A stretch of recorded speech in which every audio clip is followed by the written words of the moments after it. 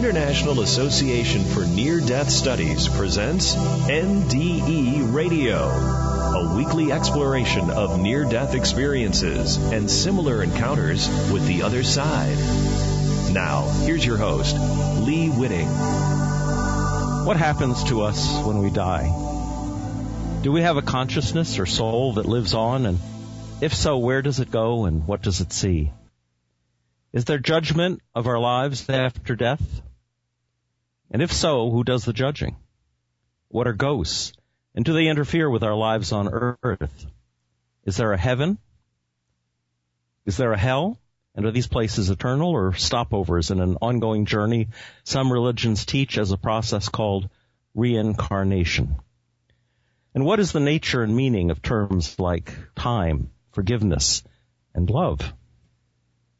Welcome to ION's NDE Radio. My name is Lee Witting, and I'll be your host on this journey of exploration each week, Monday morning at 11 a.m. Eastern Time. My thanks to ION's and my fellow ION's board members, especially Gabriel Serini, who helped initiate NDE Radio. To the composer of this morning's theme music, Frederick Delarue, also an NDE experiencer. To my friend Mauro Jones, who traveled to D.C. to video my first two interviews. And thanks as well to my patient engineer and producer, Dave Olson, and of course to my younger, smarter brother, Chris Witting, and his company, Talk Zone Radio, for making this possible. The questions I asked are the meat and potatoes we deal with at IONS, the International Association for Near-Death Studies, founded more than 30 years ago by such pioneers as Raymond Moody, Elizabeth Kubler-Ross, Kenneth Ring, John Audette, Bruce Grayson, Michael Sabom, and others. These researchers were excited about reports of visions people were having of soul life that continues after our bodies die. Reports of out-of-body experiences that led to a tunnel and a light, and not just any light, but a light of love so intense that they said it must be the light of God. But how did these people come back to life to talk about it? Well, with new techniques of resuscitation, people whose hearts had stopped for a time were now being revived. Such cases were dubbed, for want of a better term, near-death experiences. One of the amazing things about streaming radio is the ability to store each program sequentially, like chapters in a book. So since this is our first NDE radio program, let's consider this the prologue or introduction to the radio book we are about to build together. First, I want to congratulate all those who made ION's Labor Day weekend, Washington, D.C. Conference on Near-Death Experience, such a terrific success. There have been many such conferences since ION's was founded more than 30 years ago, but I think this one was the best. You'll be hearing from many of the speakers and attendees in future NDE radio shows, but suffice it to say, I came out of that weekend thinking all I should do is play the Beatles' All You Need Is Love on this show over and over again. Of course, life on this planet appears to be more complicated than that, and listeners do bore easily, so we have many, many issues to cover over the foreseeable future. Some additional questions we'll be discussing. What is the difference between our brain and our soul?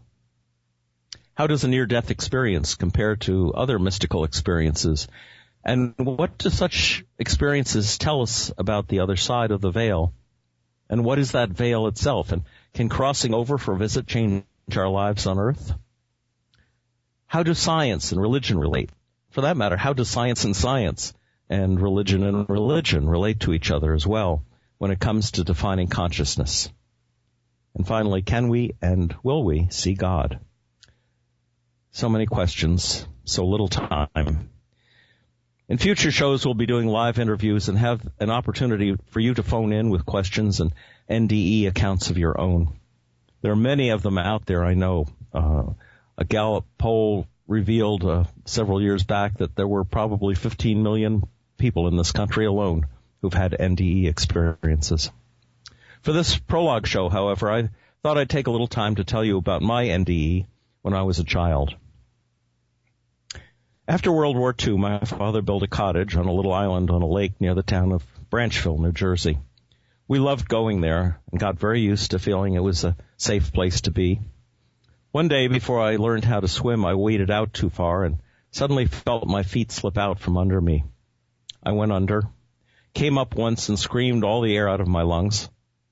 But then, with no breath to buoy me up, I started sinking to the bottom of the lake. Fortunately, my mother heard my scream and came running from the cottage. I know this because I was watching her, not from my body, which was underwater, but from a point high in a birch tree where my out-of-body soul had decided to land. My consciousness watched as my mother ran down the steps from the cottage, raced into the water, and dove down to find me. When she did, she dragged my lifeless body out of the water, threw me face down over a log, and pumped on my back, as she told me later, to try and force the water out of my lungs. By doing this, she more or less invented an upside-down version of CPR, for as she pressed on my back, the log under my chest was compressing my heart and got it going again. Now, bear in mind, I felt no fear or even questioned the fact that I was watching all this from above. After all, I'd been taught in Sunday school that we have a soul, and so nothing seemed surprising to me. She got me to breathe, and then I was back in my body again. Now, this alone would qualify more as an out-of-body experience or an OBE instead of an NDE, except for one thing. While I was there, I saw the tunnel and the light. For years after that, I dreamed that a vision, a dark swirling tunnel marked by a light that I can only describe as representing all my hope was there in my dream. And for years I interpreted these dreams as reliving my drowning experience. I would wake up in a cold sweat thinking that the tunnel was the dark water drawing me down, while the small distant circle of light was the sun shining on the surface of the lake. These dreams haunted me so much that years later I went back to the lake, dove down, and turned to look up at the surface from the bottom where I'd been years before. And what I saw was completely different from my dream. The view, even from the bottom, showed me no tunnel, and the light of the sun was spread evenly over the full surface of the lake. So I put the whole thing out of my mind until several years later, in reading about NDEs, I realized the tunnel and the light image being reported was exactly what my dreams were trying to remind me about of what I had actually seen. Now, did my NDE make me a better person? Well, certainly not in the short term. I was still a pain to my younger sisters. Later, an insecure teenager, and after that, a not-so-great college student at Columbia. But I always had questions. For instance, my mother told me I'd been born under a sign. She meant it as a joke, because the sign she was referring to said, "Jesus saves." It was fastened to the ceiling over the delivery table in the Salvation Army Hospital where I was born. I also wondered when she told me that I was not really the oldest child, since she'd had a miscarriage before I was born. I wondered, and I still wonder, whether my soul was also the soul of my older brother, taking residence in my body after his body failed to thrive. Again, so many questions, so little time. But despite my failings, I guess there were some consequences to my NDE. First of all, my mother, who'd been raised Methodist, converted to Catholicism, partly, I think, in gratitude to God for my surviving the drowning. I had to attend Sunday school and get whacked on the wrist with a ruler by a nun who took no excuse if I hadn't memorized my catechism lessons for the week. For instance, why did God make me? God made me to know him, to love him, to serve him in this world, and to be happy with him forever in the next. Or words to that effect. And I developed an enormous interest in astronomy and would spend hours in the backyard at night staring at the stars. At Columbia, I studied Eastern religions, marveled at the wisdom of Buddhism. Still, it took decades before I finally got it together enough to go to seminary, work as a hospital chaplain, and finally earn a doctor of ministry degree in near-death studies. So in the long run, I'd have to say my childhood NDE did redirect my life. But there are many more profound mystical experiences than mine, and future shows will certainly cover some of these. As a benchmark, I plan to use one of the earliest reports, the story of a soldier named as told in Book 10 of Plato's Republic, some 400 years before Christ. So let me give you an outline of that story. Plato reports, the NDE of a warrior named was slain in battle, and 10 days later, when the bodies were taken home to be burned, they found his body was not decayed. Lying on his funeral pyre 2 days later, he suddenly sat up and told what he had seen of the next world. Said his soul left his body and traveled with a great company to a mysterious region where there were 2 openings side by side in the earth, and 2 more openings above. Judges sat between these openings, and after each judgment sent the righteous to the right and upward, the unjust to the left and downward, with their history written on signs they wore on their backs. The judges told he would return to the world to be the messenger to mankind of what the next world was like. He was told to observe carefully. From the other 2 openings, saw souls emerging from the earth, full of squalor and dust, and from the heavenly gate, souls clean and pure. These souls seemed to have come from a long journey, and all gladly gathered in a meadow and encamped there, as if at a festival, and acquaintances greeted one another, and the ones that came from the earth questioned the others about what it was like above, while those from heaven inquired how things were with those who suffered below. Said the punishment for the unjust was 10 times the wrong they had done to others in their lifetimes, and a loud voice sounded if any souls tried to emerge before their sins were requited. This gathering of souls in the beautiful meadow lasted 7 days, and on the 8th they began the journey to an intense pillar of light like a rainbow, but brighter and purer, that extended from the earth to heaven.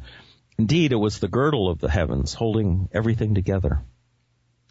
Within each whorl of light was another, 8 in all, with a different color and a different siren or angel, turning round and sounding a single note that blended with the sound of the others. Each soul then chose the lots and patterns of their next life, declaring, "The blame is his who chooses. God is blameless." Lots were thrown and fates decided. There was an interchange of good and evil for most souls, depending on how the lots were thrown, and after their future lives were chosen, the souls journeyed to the plain of oblivion through a stifling heat till they camped at the river of forgetfulness. They were all required to drink a measure, but the unwise drank too much, and as they drank, they forgot all things. And after they had fallen asleep, there was thunder and a quake, and the souls were shot upward to their next births like shooting stars. Only was told not to drink the water of forgetfulness, and then he found himself back in his body. Now, this is a far more complete, but in some ways radically different description of most near-death experiences. So why would I want to include it in more contemporary stories of the experience? Well, for one thing, it was written about 400 BC, within a century of the Hebrew prophet Jeremiah and the founding of Buddhism by Gautama Buddha. In other words, Plato's report of Ur's NDE was something like an Old Testament to the many thousands of stories that came to be reported starting in the 1970s, which we can loosely dub New Testaments. I'm simplifying, of course, but it's good to recognize that NDEs are not a new phenomenon, but were talked about more than 4 centuries before the birth of Jesus. So you'll be hearing about again. Speaking of reference points, on my flight to Washington, D.C., and the IANS conference, I was lucky to pick up the summer issue of Parabola, a splendid magazine dedicated to merging myth, as they describe it, where spiritual traditions meet. This issue, which happened to be their 150th, which is pretty good for a quarterly, took up the theme Visions of Heaven, Escape from Hell, which they approached from such different directions it could be a template for the show. If you get a chance, pick up a copy. But for those who can't, I thought I'd like to mention some of the articles and share a few brief quotes. This is the summer 2013 Parabola, which, by the way, we have no connection with at IANS. It's just a great magazine. The first article happened to be a near-death experience. It was related by Tracy Cochran, and it's titled "The Night I Died." Just giving her a few sentences of the experience she had. It was then that I saw the light, just a glow at first, but growing brighter until it became dazzling, welling up in the darkness to fill my whole body and mind. As I grew, this light gained a force and direction, an authority unknown to me. I remember marveling at the building intensity and intention, wondering where it had come from, not just low down in my body, but from unseen depths. And then it became a column of brilliant white light that shot out of the top of my head, arcing high into the night sky. So that's the first article. The second one, by contrast, is by Lee Van Lier, Emanations of Divinity, the Cosmology of Hieronymus Bosch, who, by the way, did an amazing picture of the tunnel and the light, which I don't think is mentioned in this article. But anyway, Lee writes, Bosch, in a single grand gesture that rivals the insights of the medieval dervish philosophical schools, conceives of an imagined universe in which divine influence flows unimpeded from the spiritual level into the natural manifestations of both the earth and humanity. He masters the expression of grace, sensuality, sexuality, and materialism that arise from the interaction between the divine and the natural, and he presents us with the disastrous consequences of the steady deterioration of divine influences as they come into contact with the egotistic influences of mankind. He does so meticulously. Not a single stroke of the brush is wasted, and not a single pictorial element is placed by accident. He does so humorously. Both intelligence and wit are deployed repeatedly and to great advantage, leaving a work that mystifies, delights, and instructs. He does so mercilessly. The depredations of mankind are presented with a ruthless objectivity that leaves no stone unturned in its search for how lofty our origins are and how deeply we sink. So in this issue, which is dedicated to visions of heaven, escape from hell, they're talking about an artist who brought the divinity of heaven into the depths of the earth and sees the emergence of a possible hell from that because of our own inability to recognize the divine. Okay, next article is by Mark Nepo, Hearing the Cries of the World. And he writes, I found that whatever I go through opens me to what others have gone through. This is the gut and sinew of compassion. Our own ounce of suffering is the thread we pull to feel the entire fabric. Having pinched a nerve in my back, I can feel the steps of the elderly woman who takes 20 minutes to shuffle from the bread line to get her milk.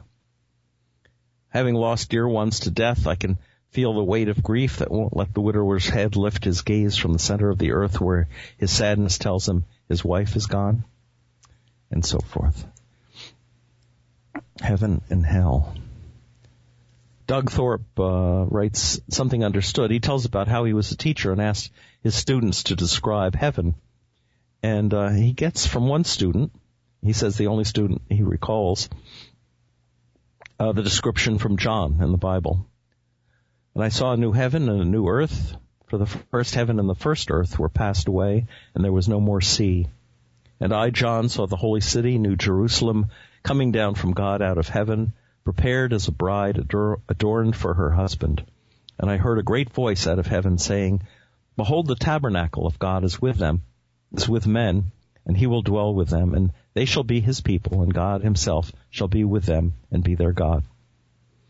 And Thorpe writes, I did not know what to say. I still don't.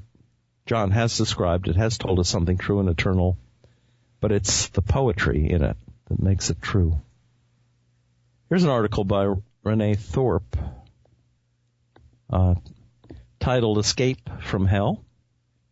Quoting Rainier Maria Rilke, don't be afraid to suffer. Return that heaviness to the earth's own weight.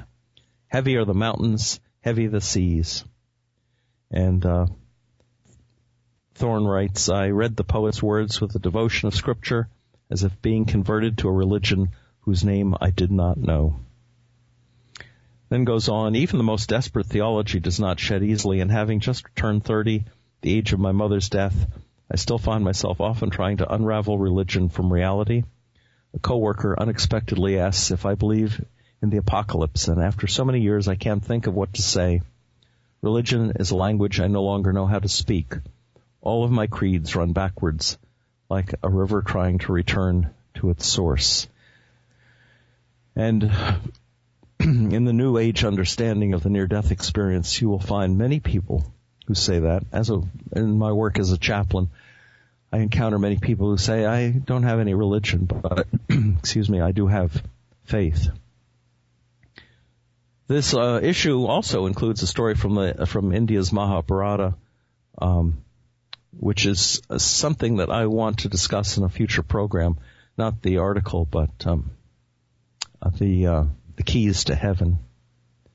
And then I think very delightfully they include an essay from William James, What Makes Life Significant.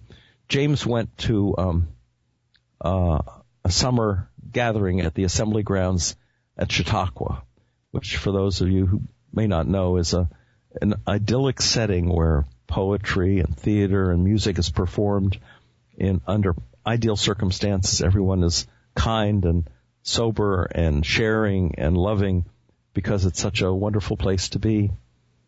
And as James writes, you have no diseases, no poverty, no drunkenness, no crime, no police. You have culture, you have kindness, you have cheapness, you have equality, you have the best fruits of what mankind has fought and bled and striven for under the name of civilization for centuries. You have, in short, a foretaste of what human society might be were it all in the light with no suffering and no dark corners. And then he says, I went in curiosity for a day. I stayed for a week, held spellbound by the charm and ease of everything, by the middle-class paradise, without a sin, without a victim, without a blot, without a tear. And yet, what was my own astonishment on emerging into the dark and wicked world again to catch myself quite unexpectedly and involuntarily saying, oof, what a relief. Now for something primordial and savage, even though it were as bad as an Armenian massacre to set the balance straight again. This order is too tame, this culture too second-rate, this goodness too uninspiring. This human drama without a villain or a pang, this community so refined that ice cream soda water is the utmost offering it can make to the brute animal in man. Altogether, an excellent issue. I hope I've given them a sufficient plug for you to go out and seek a copy of the summer 2013 Parabola. I'll use this varying approach to NDEs that exhibited in this issue of the magazine as a guide to future programs. Now, let me give you an NDE story from the files of Ions. In this account, a woman almost dies when she seems to be coming down with the flu. She speaks of blaspheming God as she was fighting for her life, but that did not prevent her from finding herself in the presence of God and love when she got into the light. It was 1969. She writes, I was 32 years old, married, and the mother of 5 children, the youngest being 5 and the oldest 14. All the children had had the flu several weeks prior, and while I always caught everything from them, this time I thought I was going to be lucky. I seemed to be beyond the incubation period. I had worked very hard this day cleaning the house, and when I went to pick up my husband from work, I suddenly noticed an unusually extreme tiredness. He dropped me off at home, and I went to get a haircut. I lay down on the sofa in the living room thinking a little rest would take care of me just fine. 4 hours later, I had the most incredible experience in my life. Shortly after laying down, I began not to feel good. It started with waves of nausea, and I figured I had not escaped the flu bug after all. The nausea was terrible, but was followed in a short time by hard, piercing, knife-like pains in my stomach. Next came a migraine headache, which I never had before or since in my lifetime. Then teeth chattering, spine wrenching, body shaking chills such as I had never experienced before or since. At some point I got into really serious trouble. It felt like the blood was stopping coursing through my veins. I could actually feel my veins. It started at the outer extremities, tips, fingers, and toes, and began to move up my arms and legs in towards the trunk of my body. My brain was very alert. About this time, my husband looked over at me and said, "Oh my God, I'm calling the paramedics." At this point, I moved through the dark void of the black tunnel, which I found very frightening because I didn't know where I was going. And then I saw a beautiful light at the end of the tunnel. I knew it was heaven. When I arrived in the light, which was of a beauty that words cannot describe, I was enveloped in love. The love, too, was beyond what one could ever experience while on earth. I was not aware of any beings per se, but knew I was in the presence of God. That is just what it was, being in the presence of a knowing sense, not a visual being. I had a very quick life review and curiously realized the children I fought so ferociously to be with, to raise, now seemed insignificant as my childhood toys. Everything took on a different perspective in that other realm. I was given the knowledge of the universe, which filled me with wonder and amazement. This knowledge is not kept when you return to the earthly realm. Suddenly I was back on Earth, struggling to get air from the third oxygen tank they had tried on me. The first two did not work. I was then put on a stretcher and taken to the hospital. At the hospital, they kept asking me what happened. I was so confused, and I certainly could not tell them what had happened for fear I would end up in the psychiatric ward if they had one.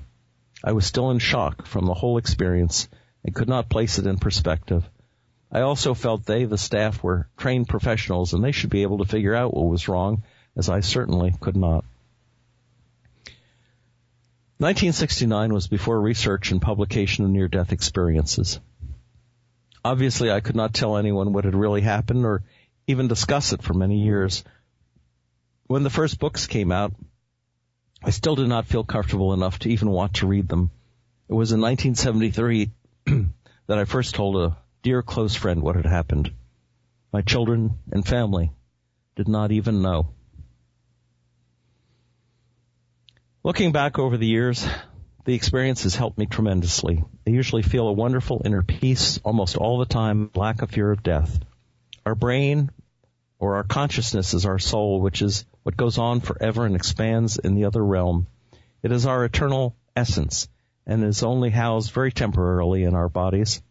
From the perspective of this other realm, our bodies become completely insignificant. Their significance is only of the earthly realm. While I enjoy life and feel life gets better with each passing year, I feel a longing to go home, and not infrequently am jealous of those who pass on. I have a compassion for loved ones who are left behind, but find it very hard to grieve for anyone who has died. And honestly, it's impossible for me to feel grief for one who has passed on. My faith is rock solid, she writes, and I find at times I have a certain knowing about things I cannot explain. I believe in miracles and angels or spirit guides, and pray frequently every day and throughout the day. It is ingrained and a complete part of my life. My prayers consist of talking and listening and giving thanks for all my blessings, of which I believe I have many. Church, when I can attend, is a treat, but I do not see it as a necessity. Well, that's it for our opening show of NDE Radio. If you'd like to hear the show again, it will be archived at our website, nderadio.org, and you'll be able to find many more stories like the ones I've been reciting at IAND's website, IANDS, the International Association for Near-Death Studies.org, IANDS.org. For more information on near-death experiences and for the work of IANDS, check it out. And be here next Monday, 11 a.m. Eastern Time, for more NDE Radio. Thank you all for listening.